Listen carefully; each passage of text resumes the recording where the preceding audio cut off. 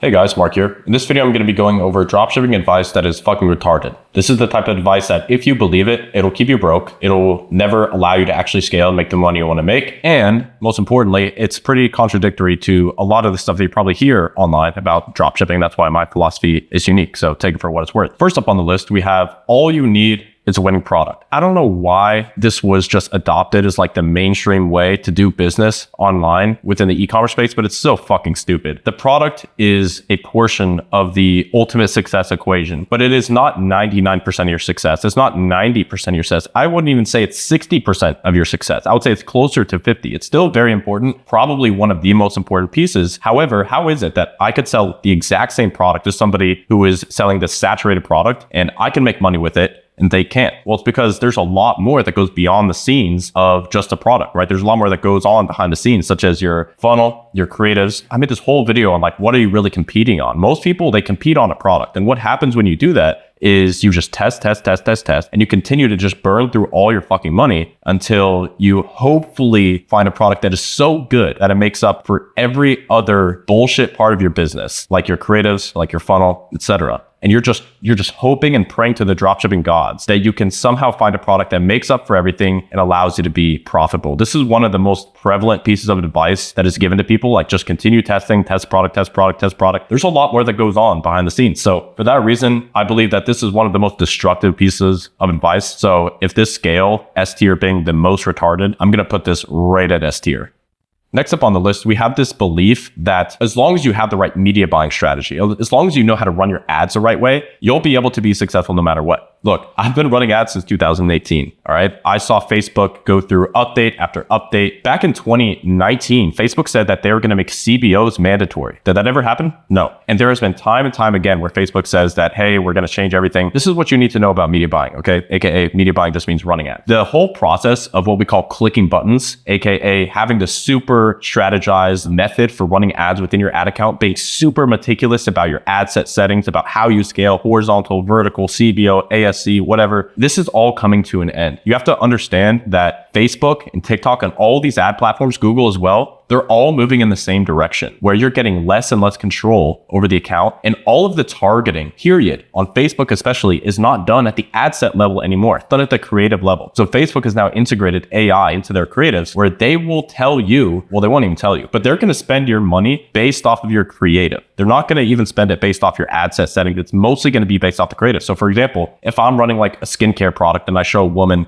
that is clearly white in her 40s and struggling with like hormonal acne, guess who Facebook is going to show to? White women, 40, struggling with hormonal acne. Can't even tell you how specific Facebook gets with this stuff, but they are extremely good at identifying very, very small elements within your creative. Creative is king in 2025 and beyond. And I believe that these ad platforms are going to continue to remove control from the media buyer. Therefore, the role of the media buyer is becoming less and less important. What becomes more and more important is the creative. You guessed it. So this one is not the most destructive because I think a lot of people kind of already see this as being true. Just be a fucking Chad when it comes to running ads. Just let it rip. Let the creative do all the work. So for this one, we're going to put this one in the B tier. Next up on the list, we have using any other campaign objective within your ad account other than optimizing for conversion, specifically optimizing for some type of purchase. There was this weird wave of people that would try to build up data with their pixel through PPE campaigns, like engagement campaigns, or optimizing for the add to cart event in order to build this data. Yeah, sure, you're building data for the pixel and it's all a bunch of shit data. So when you actually start to, create lookalikes around these audiences or actually start to target buyers, good job. You just warmed up your pixel with a bunch of bullshit. So instead of doing that, just go straight to purchase conversion. Unless you're like warming up your ad account, it's a little bit different, but I basically only ever use purchase conversion if I'm trying to optimize my ad account for profitability. If you're running any other campaign other than like purchase conversion and you're not being extremely strategic about it, then you're being very retarded. So for that reason, I'm going to put this one in the S tier. Next up on the list, we have ripping content and ripping ads. Now, look, I'll be real with you guys. I'm not a big believer in like ripping content to use your ads like one-to-one. Like a lot of people will go to TikTok Shop, they'll go to Callow Data, they'll just rip it and run it on Facebook. Look, all power to you, bro. All power to you. I know people that are doing very, very well using that method. For me, my ultimate goal is to build a long-term brand that exits for a substantial sum of money that most people never even think about in their entire life. I need to run a relatively clean business, right? If I was just trying to optimize for profit and I didn't give a fuck about legality, ethics, morals, etc., then I would be ripping content. So to each their own, it ultimately comes down to your beliefs, but I'm not a fan of ripping content in ads in general. I'm not going to discount the strategy. It works. Like, I'm not going to lie. It works. I think my strategy is better for a long-term brand. For this one, it's not the most destructive. I'm going to go ahead and put this one at the D tier. Probably one of the least destructive, least retarded pieces of advice on this list. Next up on the list, we have this concept of competing on price. A lot of beginner entrepreneurs will have this belief that, oh, if the competitor is selling for 40 and I come in and I sell for 35, I'm going to get more conversions. I'm going to get more sales because they see me as a cheaper option. They'd always rather go with the cheaper option, right? Wrong. You are literally digging your grave if this is what you believe. Ultimately, you want to be the brand that is not the discount brand, because that is a race to the bottom. You look at the real discount brands in the world, brands like Walmart, all those fucking Walmart knockoffs in China. You don't want to compete with those guys because on a large scale, they're going to destroy you. It literally is a race to the bottom. Plus, I want to be the type of brand that can sell the same product as somebody else for 2 to 3 times more through my marketing. And I know that I'm good at marketing and I can control people's POV, their perception of value. So if I do that correctly, then I can actually charge more. The other side of this is there's a lot of people that try to lower the price by, let's say, like 10 to 20%. And they do this in an effort to season the pixel. Once again, same concept as before. Maybe you season the pixel a little bit faster, but you have 2 problems. Number 1, you're still kind of seasoning it with poor quality buyers compared to high quality buyers. And number 2, eventually you're going to want to raise the price back up. And there's no telling that your conversion rate is going to remain the same when you do that. So it's like a very big risk in my mind. And so for that reason, we're going to put this one at the A tier. Next up on the list, we have this idea, this belief that running funnels, aka like the traditional direct response, more advanced funnel architectures, are just completely unnecessary. Once again, I'm not going to fucking lie to you guys. There are brands out there that are generating 50, 100 million plus per year, and they don't run funnels the way that I do. So like, who am I to come in and say that funnels aren't necessary? Well, each brand has their own, kind of guidelines and way that they want to conduct things. What I believe is this: ad costs are getting more and more expensive every single fucking week. All right. You have to find some way to compete, and you only have a few variables that you can really play with to compete on actually being profitable in comparison to your competitors. I like competing on front end economics. That means having an absurdly high AOV so that even if my CPA is higher than yours, my cost to acquire customers is higher than yours, guess what? I can still outcompete you in the auction because I can spend more money to acquire a customer than you. That's what this whole process is built around. The legendary marketer, Dan Kennedy, said the advertiser that can spend the most money to acquire a customer will win. And I want that to be me. The only way you can win by spending more money to acquire a customer is having so much money coming in on the back end, either through like the back end of your funnel or the back end of your business through like subscriptions and other things, that you can spend more to acquire a customer. That's the only reason these big brands are scaling right now. Typically, a lot of them are either using funnels very, very heavily, or they're using subscriptions. That's front end economics versus back end economics. I don't think funnels are necessary, but especially for the guys that are in the range of like 1 to 10K per day. If I came into your business, that would be one of the first things that I do, because I know for a fact I can increase your AOV. I know that I'm good at it. It's not me trying to like ego flex or anything. I just have been doing it for a long time. So for that reason, I don't think there's a ton of people that believe this. It's more of the,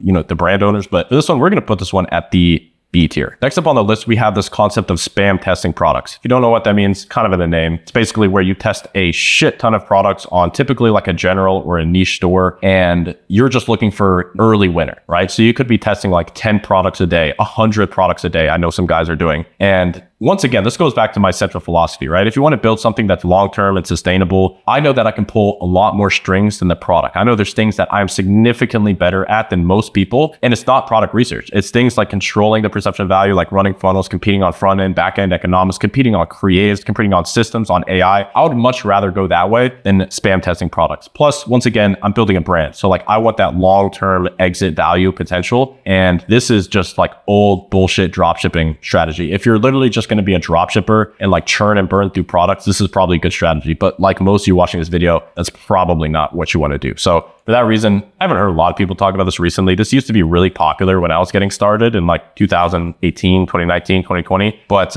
yeah, for that reason, we're going to put this one in the A tier.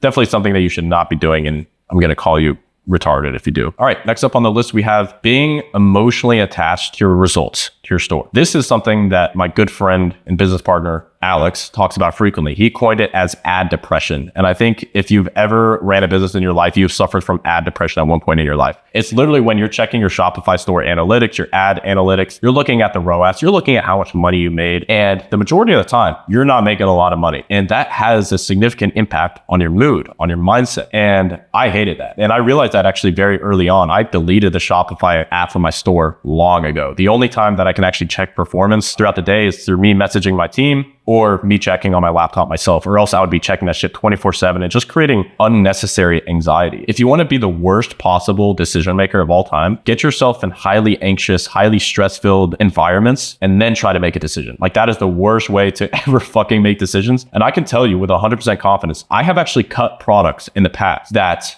were profitable simply because I had a few days in a row that were unprofitable. That's fucking retarded. If this is something that you're doing and you're like, oh, I had this ROAS today. Oh, I wasn't profitable today. Look at how much money I've lost on this product test. Man the fuck up, bro. Detach from your emotions, do better, and start thinking logically. Take a step outside of yourself and analyze your business as if you were like a Fortune 500 consultant. You come in, you look at the data, you have no emotions whatsoever, no attachment, and then you just make better decisions when you operate through that frame of mind. So for that reason, I'm going to put this one in the S tier. This is extremely destructive and definitely retarded if this is something that you believe. Next up on the list, we have this piece of advice that, hey, you don't need to test a lot of creatives. After all, the product is all that really matters, right?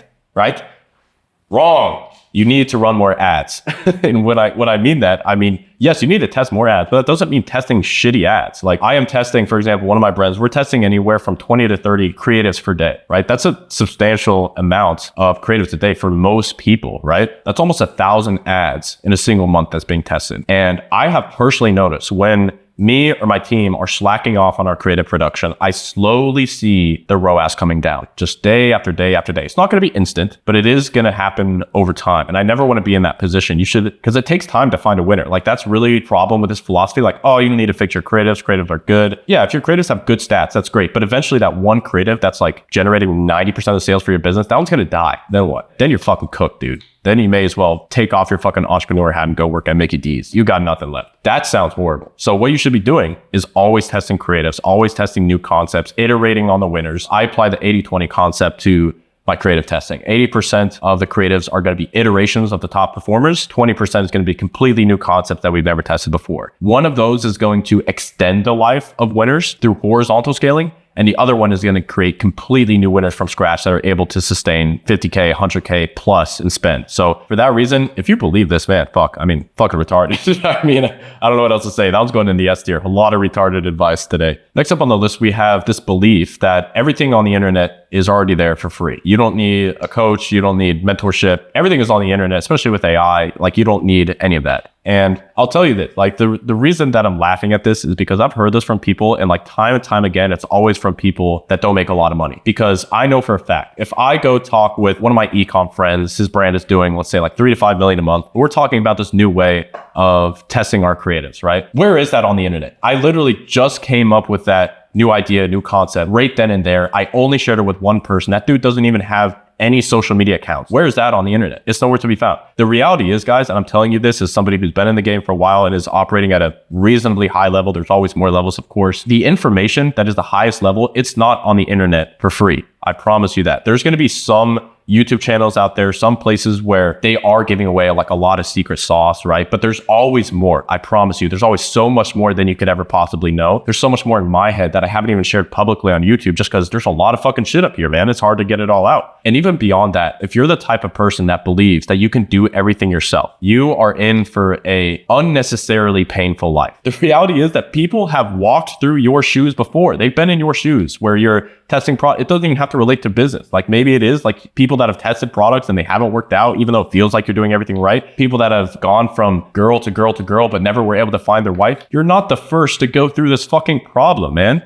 There's no shot. People have lived before you. Why would you not learn from their mistakes so that you don't have to make them yourself? Now, whether that's through like mentorship, books, courses, whatever, I don't give a fuck. The reality is there is information out there that is being gatekept, and it's not being gatekept intentionally. It's just like the conversation that I had with my brand owner friend. Like, it's just conversations like that. That's where the highest level information is being shared in these communities, these mentorships, these programs, where it's just one dude who has an idea sharing it with another guy. And then eventually, maybe 3 to 6 months down the line, when the fucking shit no longer works, then it'll become public on the internet. But initially, it is born in these tiny communities. And if you're not in them, you are going to be falling behind. So for that reason, I'm going to put this one in the B tier. Next up on the list, we have if it's unprofitable, kill it. Now, this is a double-sided coin because if something is unprofitable, it's most likely something that should be cut. However, there's like a really big asterisk there. And this is the crux of so many dropshippers that I see enter the game. They test a product, they see that it's not profitable, and they move on. They skip the most important part of this entire process, which is asking why? Why was it that particular product failed? Was it the funnel? Was it the creatives? It was the creatives. What was it about the creatives? Was it the hook rate? Was it the whole rate? Was it CPC? Was it CPMs? What about the funnel? Was it AOV? Was it conversion rate? What is the EPC? Like, there's so many things that you're missing out on if you're not asking that question of why. Why did something not perform? And so if something is unprofitable, maybe you should kill it. But first you should ask why and then make adjustments. Perfect example is actually like a team member that I've had on my team, right? I brought him on the team, we onboard him, give him all the training. Let's say he launches a creative and it's not successful, right? It's like a big VSL, like let's say 12 minutes long, takes a lot of time to put together. He launches it and it's not successful. Are we simply just going to cut that immediately? Or are we going to look at why it wasn't successful, adjust it, relaunch it, and then see if that was, actually the real problem? Because if you don't ask that question of why something didn't actually work, you're not actually learning. You're just gambling. Do you see the difference? Like, if you test a product or test a creative and it doesn't work and you don't go revisit it and actually think for a second, think with your good buddy ChatGPT, why this fucking product, why this creative, why this funnel didn't work, you didn't learn anything. You're just testing and hoping for the best. That is quite literally gambling. We're not gamblers. We're fucking entrepreneurs. You put on your fucking big boy fucking hat and you analyze your ads like a fucking man, bro. You look at the data, you make adjustments, you relaunch. If at that point, that product, that creative doesn't work, cool, cut it, move on. But don't be the guy that's like, oh, it's unprofitable, cut it. It could be profitable if you actually looked into the data and made adjustments. So this one, fortunately, I don't see a lot of people, and hopefully I've reframed a lot of guys on this, but I'm going to put this one at the C tier, also because the C tier is looking very lonely right now. So let's put that guy there. All right, next up on the list, we have don't use AI. Probably one of the most retarded things on this entire list. Do I need to even talk about why? I don't know. If somebody wants to give me like their argument for why they should not be using AI in the comments, I will answer you. Hopefully that's nobody, but I promise you AI is so superior compared to humans when you compare the time input needed for a particular task and the efficiency for that particular task that you should be using. And if you're not, you're just extremely ego and pride driven, and that is going to seriously hinder your results. Like, we have people coming through our programs that are able to use our strategies around AI, be able to test products, test creatives, etc., so much faster. You want to reduce the amount of time it takes for you to actually get data. And if you're taking like a week for every single product test or multiple weeks, bro, you're just gonna make it. Yeah, again, hopefully people don't fucking believe that, but let's put that at we're gonna put that at the S tier. That one is peak retardation. All right, and final one on the list, because we're kind of running out of room, is scaling extremely fast. There's a speed actually scientifically calculated called Mach fuck. If you try to scale your product at Mach fuck, you will get fucked. You will get fucked so bad. Speaking from experience, I feel like this is a canon event for a lot of like e-com guys and dropshippers. They try to get this product that's doing so well at lower levels of spend, let's say like $500,000 a day in spend, to like, fuck it, dude, I'm scaling to like 5K, 10K, 50K, 100K a day. And then everything breaks in the process. They completely burn their relationship with payment processors, get banned from PayPal, from Stripe, from Shopify payments. They completely lose all stability within the ad account, and everything just fucking collapses. The one winner that they had dies out, and then they're just bleeding money. And not to mention everything else that goes along with scaling really quickly, like supplier, logistics, etc. It's a massive headache, right? I would much rather, like, if I was going to come and invest in a business, I want to see steady growth over time. Like, if it grows extremely fast, what goes up must come down. And so if you scale really, really fast, you're going to come down very, very fast. I'd much rather scale slowly, steadily, and maintain the structure and the overall performance as I scale up spend. And so I've been part of businesses that have scaled extremely fast and usually it doesn't end very well. So for that reason, we are going to put this one at the B tier. I don't think a lot of people believe this, so this isn't too bad. So, all right, guys, that was it for this video. So I do have a special announcement. This is the first time that I'm saying this publicly, but I have officially launched my email list. So if you want to hear some stuff that I don't really share anywhere else, I am an operator. So I'm like actually running a business day in and day out. And I literally just want to share some stuff with you guys that's working really well because look, I just want you guys to win. That's really at the heart of it. So I want to share some stuff with you. I'm not going to blow up your email account. I'll probably email you 1 to 3 times a week. But if you want to join that, it's completely free. Click the first link in the description. And of course, as usual, if you want to apply for Brand Builders Academy, just click the second link on the description. And other than that, y'all, I'll see you in the next video. Peace.